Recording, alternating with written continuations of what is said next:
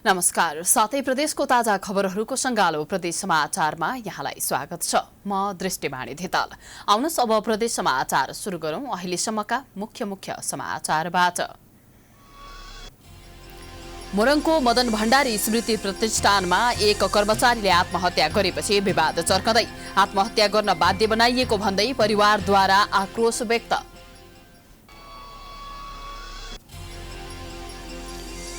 किसानहरू मल नपाएर समस्यामा परेका बेला आयातित मल पनि अलपत्र। वीरगञ्ज भन्सारमा आइपुगेको मल बिग्रिएको पाइएपछि भन्सार पास हुन सकेन। पाकेको धानमा किरा लाग्न थालेपछि जाजरकोटका किसान समस्यामा। बेला नहुँदै धान काट्न बाध्य। रुकुममा नर्सरी फार्म फस्टाउँदै। र दशैं तिहारलाई लक्षित गर्दै जिल्ला ट्राफिक प्रहरी कार्यालय नेपालद्वारा यात्रु सहायता कक्ष स्थापना। कपिलवस्तुको तौली हावामा बजार अनुगमन तीव्र।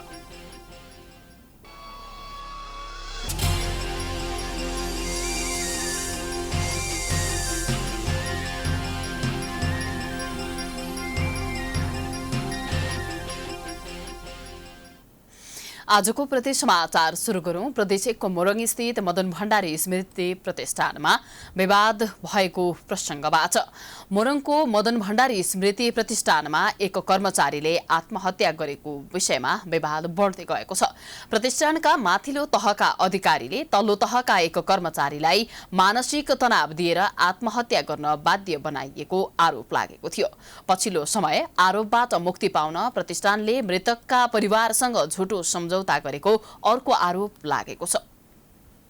उर्लाबारी 3 मा मुख्य कार्यालय रहेको मदन भण्डारी स्मृति प्रतिष्ठानले आफ्नै कर्मचारीको असामयिक निधनमा परिवारलाई झुटो आश्वासन दिएर विवादलाई साम्य पारेको छ।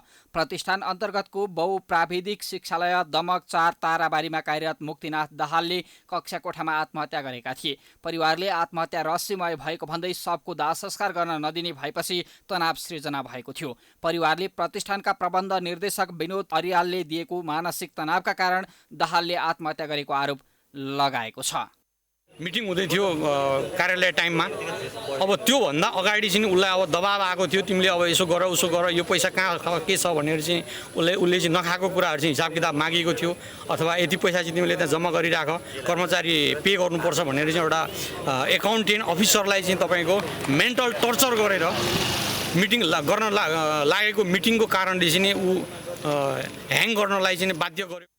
तर अन्त्यमा प्रतिष्ठानले अर्याल पक्राउ परिसकेको र कानुनी कारबाहीको प्रक्रिया अगाडि बढाएको भनेर झुटो आश्वासन दिई परिवारको भावनामाथि खेल्दै उत्पन्न विवादलाई साम्य पारेको पाइएको छ। यहाँहरु समक्ष जानकारी गराउन चाहन्छु।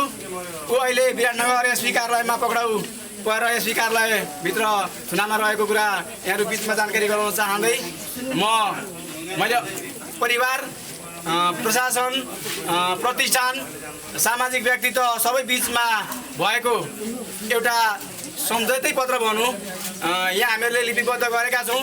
यहाँहरु समक्ष फेरि वाचन गर्ने अनुमति चाहन्छु। कुनै गम्भीर कारण हुनसक्छ भनेर हामीले छानबिन समिति गठन गरिकन सत्य तथ्य खोज्नुपर्छ भनेर अहिले चाहिँ के अरे नागरिक समाजको तर्फबाट, परिवारजनको तर्फबाट अनि सामाजिक व्यक्तित्वहरू त्यसपछिबाट चाहिँ के अरे प्रतिष्ठानका व्यवस्थापन समितिका समेत रहिकन चाहिँ के अरे एउटा छानबिन समिति गठन गर्ने कुरामा प्रतिबद्धता एउटा कागज गराएको छौँ।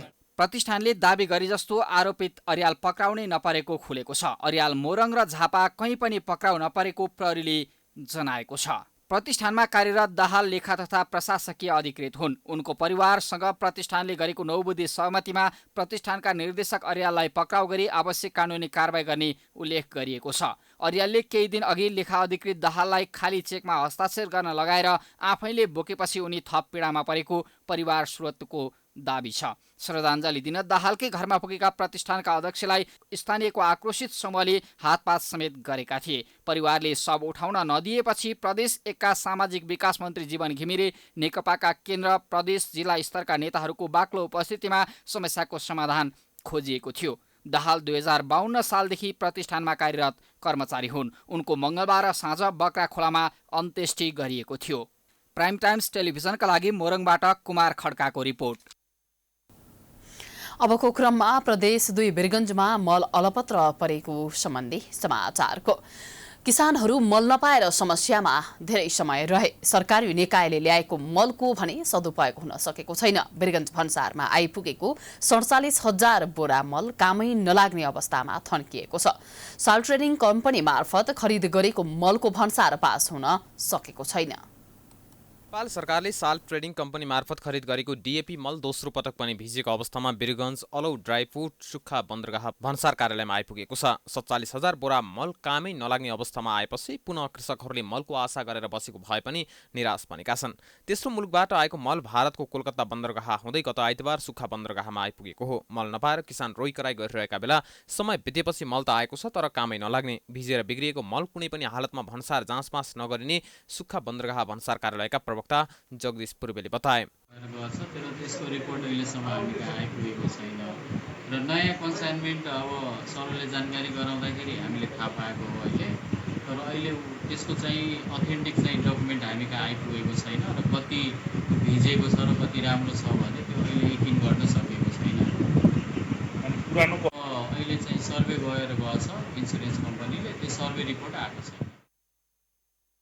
यसअघि गत भदौ पहिलो साता 50,000 बोरा डिएपी मल भिजेको अवस्थामा वीरगञ्जको सुक्खा बन्दरगाह आएको थियो। अयोग्य कुनै पनि माल वस्तुको भन्सार जाँचपास गर्न नमिल्ने प्रावधान रहेकाले भिजेर बिग्रिएको अवस्थामा रहेको उक्त डिएपी मल कुनै पनि हालतमा भन्सार जाँचपास नहुने भएको छ। गत भदौमा आएको भिजेको मल जाँचपास नभएर हालसम्म गोदाममै अलपत्र परेको छ।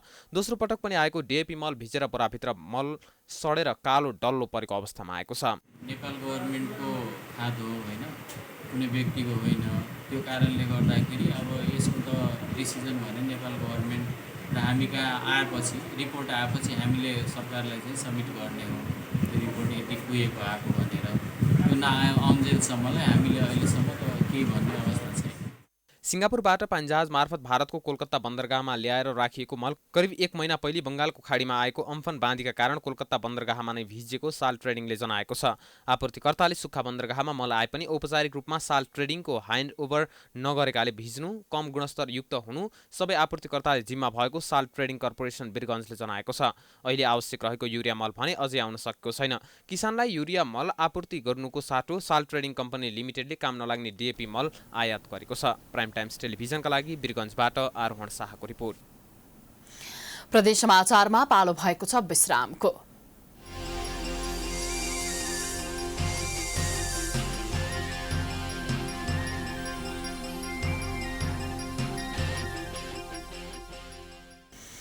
प्रदेश समाचारमा विश्रामपछि स्वागत छ। अबको क्रममा कर्णाली प्रदेशको जाजरकोटमा धान खेती किराले सखाप पारेको प्रसङ्ग। पाकेको धानमा किरा लाग्न थालेपछि जाजरकोटका किसानले बेला नहुँदै धान भित्र्याउन थालेका छन्। किराले बाला काट्ने, धान झार्ने समस्या बढेपछि जिल्लाको भेरी नगरपालिका 1 कालेगाउँका किसानहरूले धान भित्र्याउन थालेका हुन्। जाजरकोटका किसानले यस वर्ष बेला नहुँदै धान भित्र्याउन थालेका छन्। कार्तिक 10 गतिको विजयादशमी नआउँदै धान काटेर सकेमा कामको चाप कम हुने कारण त छँदैछ, तर धानमा विभिन्न किरा लागेपछि थप नष्ट हुन नदिन छिट्टै धान भित्र्याउन थालेका हुन्। पाक्न लागेको धानमा विभिन्न रोगहरू लागेपछि छिट्टै काट्न बाध्य भएको किसानहरू बताउँछन्। अहिले धान कुम्जरी भयो गरे अनि गोला रोग लाग्यो गरे उतरे फलेन धान अनि चाहिँ गतिलो धान भएन, एकचोटि रोग लाग्यो या क्या फटिङ्राले गर्दाखेरि धान मगै अहिले खत्तम भयो। पौरानेर अहिले भएन, अहिले क्या भएन सुम्भ गतिलो भएन कि बाबु अनि चाहिँ त्यही हो अब पनि। पहिलो वर्षभन्दा कालेगाउँ स्थित खेतरमा लगाएको धानमा रोग लागेपछि उत्पादन पनि कम भएको छ। यस वर्ष पानीको पनि अभाव भएकाले अघिल्लो वर्षको तुलनामा धान कम फलेको छ। अहिले चाहिँ खासै धान त ठिकै छ। अहिले कुनै ठाउँमा अब पानी भएको ठाउँमा चाहिँ ठिकै छ, पानी नभएको ठाउँमा अलि कालो पोके देखिया छ। अनि त्यस पछाडि अब पानी नभएको ठाउँमा चाहिँ झिमिरो भन्ने किरो छ। किसानलाई चाहिँ अब बर्सात भइदिएको भए अनि अझै बर्सात भइदिएको भए राम्रो हुन्थ्यो होला। अब पानी भएको ठाउँमा चाहिँ कालो पोकी लागिरहेछ। जिल्लाको बारेकोट गाउँपालिका, कुसे, जुनी चाँदे, शिवालय गाउँपालिका र नलगाँड, छेडागाँड, भेरी नगरपालिकाहरूका खेतहरूमा धान लगाउने गरिन्छ। प्राइम टाइम्स टेलिभिजनका लागि जाजरकोटबाट लोकेन्द्र विश्वकर्माको रिपोर्ट। प्रदेश समाचारमा अब सुदूरपश्चिमतर्फ लागौं। सुदूरपश्चिममा रुकुममा जहाँ उदाहरणीय नर्सरी फार्म सञ्चालन भएको छ। बेरोजगारी समस्याका कारण गाउँ छोडेर वैदेशिक यात्रामा जानेको बढ्दो लहर रहेको छ। तर रुकुम पश्चिमको त्रिवेणी गाउँपालिकाका एक किसानले भने 6 वर्ष अघिबाट गाउँमै नर्सरी फार्म सञ्चालन गरेर लाखौंको आम्दानी गर्दै आएका छन्। रुकुम पश्चिम जिल्लाको त्रिवेणी गाउँपालिका वडा नम्बर 6 बिता डाँडाका 46 वर्षीय मकर बहादुर ओलीले नर्सरी फार्मबाट मनग्य आम्दानी गर्दै आएका छन्।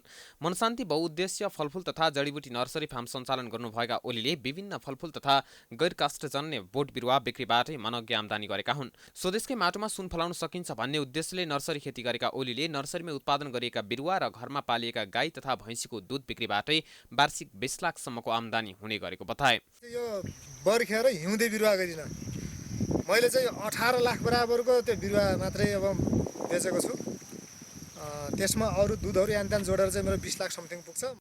बहुउद्देश्य फार्मको रूपमा नर्सरी खेती गरेका ओलीले 60 रोपनी जमिनमा हाल रोजमेरी कागती, टिमुर, ओखर, काउलो, किवी, अनार, सुन्तला लगायत विभिन्न बिरुवाको उत्पादन गरेका छन्। यहाँको नर्सरी फार्मबाट रुकुम पश्चिम लगायत रुकुम पूर्व, रोल्पा, सल्यान, बागलुङ, काभ्रे लगायत जिल्लामा नर्सरीमा उत्पादन गरेका बोट बिरुवा निर्यात गरिएको ओलीको भनाइ छ। गाउँकै माटोमा कृषि खेती गरेर राम्रो आम्दानी गर्न सकिन्छ भन्ने उदाहरण बनेका ओलीको नर्सरी फार्मबाट त्रिवेणीका अन्य किसानले पनि हाल विभिन्न फलफूलका बिरुवा लिएर अन्नबाली उत्पादन हुने ठाउँमा फलफूल खेतीको सुरुवात गरेका छन्।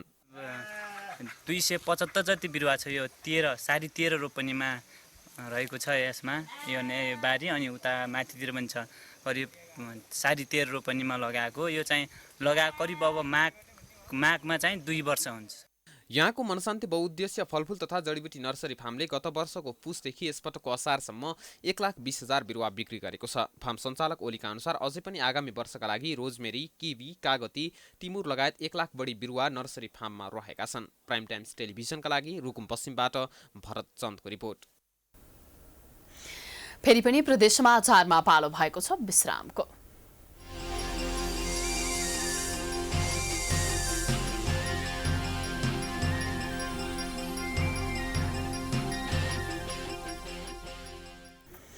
प्रदेश समाचारमा विश्रामपछि पुनः स्वागत छ। अब सुदूरपश्चिम प्रदेशको डोटीको समाचारतर्फ लागौं। आउँदै गरेको दशैं तिहारलाई लक्षित गर्दै जिल्ला ट्राफिक प्रहरी कार्यालय दिपायलले पिपल्ला बजार र बोर्डर बजारमा यात्रु सहायता कक्ष स्थापना गरेको छ। दशैं तिहार नजिकिएसँगै डोटी जिल्लामा आउने यात्रुको सहायताका लागि डोटीको प्रमुख व्यापारिक केन्द्र पिपल्ला बजार र कैलाली सहितका विभिन्न जिल्लामा प्रवेश गर्ने डोटीको प्रमुख नाका बोर्डर बजारमा यात्रु सहायता कक्ष स्थापना गरिएको हो। दशैं तिहारमा हुने यात्रुको चाप, यात्रुमाथि हुन सक्ने अभद्र व्यवहार, यात्रु ठगिने सम्भावना लगायतका कुरालाई मध्यनजर गर्दै यात्रु सहायता कक्षको स्थापना गरिएको ट्राफिक प्रहरी कार्यालय दिपायलले जनाएको छ। कोरोनाको त्रास भए पनि दशैंका लागि लुगाफाटो किन्नका लागि ग्राहक बजारमा जान थालेका छन्। उनीहरूका कारण बजारमा चहल पहल भएको छ भने व्यवसाय पनि फस्टाउन थालेको छ। कोरोना भाइरसका कारण पहिलेको वर्ष जस्तो दशैंको खासै चहल पहल नभए पनि कोरोना जोखिमबाट जोगिनका लागि सबैले सावधानी अपनाउँदै दशैंका लागि घर आउने क्रम पनि बढेको बताइएको छ। प्रदेश समाचारको अन्त्यमा अब लुम्बिनी प्रदेशको कपिलवस्तुमा बजार अनुगमन भइरहेको सम्बन्धी प्रसंग। दशैं तिहार नजिक आउँदै गर्दा कपिलवस्तुको तौली हवामा बजार अनुगमन तीव्र रूपमा गरिएको छ। अनुगमन गर्दा तौली हवामा विभिन्न पसलमा मूल्य सूची नरहेको, तौल मेसिन उपयुक्त नरहेको, सरसफाईमा ध्यान नदिएको र उपभोक्ता मिति सकिएको सामग्री किन्न बाध्य भएको भेटिएको छ। मासु पसलमा बिक्री योग्य नरहेको बाख्री र पाठीको मासु बेच्ने गरिएको समेत पाइएको छ। कमी कमजोरी पाइएका पसल र व्यवसायीलाई चेतावनी दिएको सहायक प्रमुख जिल्ला अधिकारी गणेश नेपालीले जानकारी दिनुभएको छ। मिति सकिएको वस्तुलाई नष्ट गरिएको पनि उहाँले बताउनु भएको छ। बजार अनुगमन र कतिपय पसलहरूमा मूल्य सूची नराखेको पाइयो। कतिपय पसलमा चाहिँ रोक्ने काँटा पनि अलिकति उपयुक्त नभएको पाइयो। त्यसै गरी सरसफाइमा पनि अलिकति ध्यान दिनुपर्ने अवस्था देखियो। कतिपय पसलमा चाहिँ डेट एक्सपायर भएका सामानहरू पनि पाइयो। त्यसलाई हामीले चाहिँ नष्ट गर्ने प्रक्रियामा अघि बढेका छौँ। कपिलवस्तु प्रशासनले 5 दिनको समय दिएको र सुधार नभए कानून बमोजिम कारबाही गर्ने बताएको छ।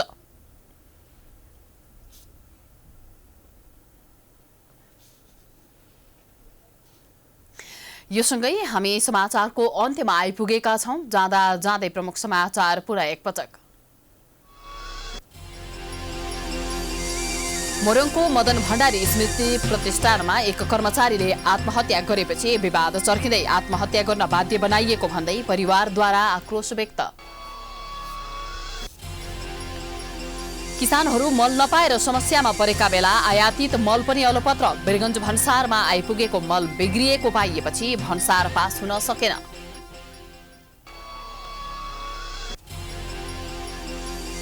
पाकेको धानमा किरा लाग्न थालेपछि जाजरकोटका किसान समस्यामा। बेला नहुँदै धान काट्न बाध्य। रुकुममा नर्सरी फार्म फस्टाउँदै।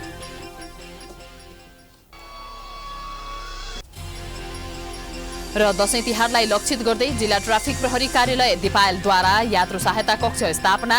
कपिलवस्तुको तौली हवामा बजार अनुगमन तीव्र। प्रदेश समाचार अहिलेलाई सकियो। प्राइम टाइम्स टेलिभिजन हेर्दै गर्नुहोला। नमस्कार।